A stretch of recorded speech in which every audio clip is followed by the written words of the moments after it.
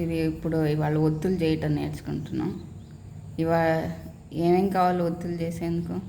పత్తి కావాలి. తర్వాత పత్తి తెచ్చి ఎండబెట్టుకుని గింజలు తీసుకుని ఎండబెట్టాలా?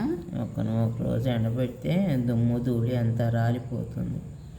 క్లీన్ చేసుకోవాలి. మధ్యలోనే ఈ ఇలా నల్లగా ఉంటాయి, అవి పెట్టకూడదు. శివుడికి కన్నుకి దెబ్బతింటాయిట.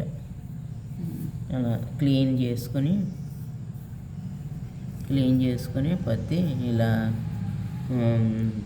గింజ తీసుకుని ఇలా దారంలాగా తీసి 3 పోగులు లేకపోతే 5 పోగులు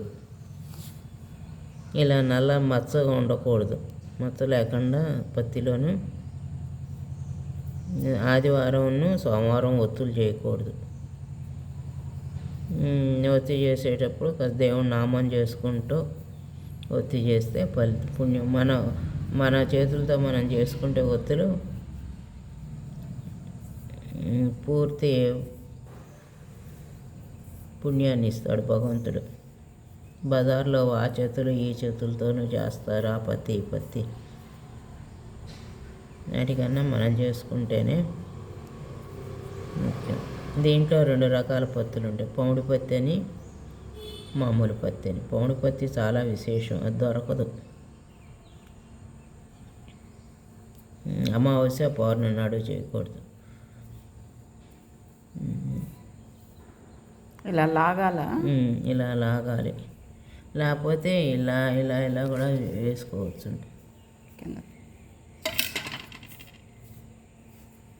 అది తీసుకొని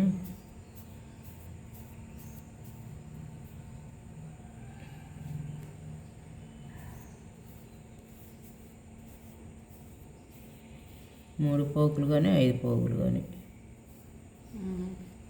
కొద్దిగా లాగాలా? లాగి ఇలా పేనాలి. లాగి ఇలా నలపాలి తాడులాగా, మామూలు పురికొసలాగా. అప్పుడు ఒత్తి పురి ఎక్కుతుంది. ఇది నేను 3 ఒత్తులు చేస్తున్నాను. ఇప్పుడు ఇలా నిలబడి ఉంటుంది.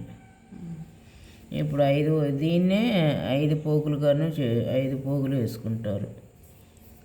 ఇలా ఫస్ట్ ఇలా పేనుకోవాలి. పేనుకుంటే అప్పుడు నీకు ఒత్తి నిలబడి చక్కగా బల్బులాగా వెలుగుతుంది.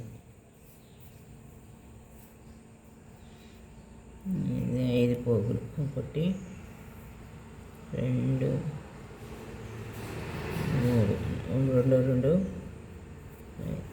5ది కొంచెం లావుగా వస్తుంది, కొంచెం నూనె ఎక్కువ పీలుస్తుంది. 3ది కొంచెం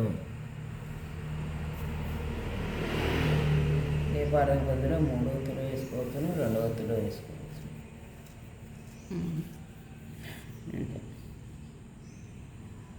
బొడ్డు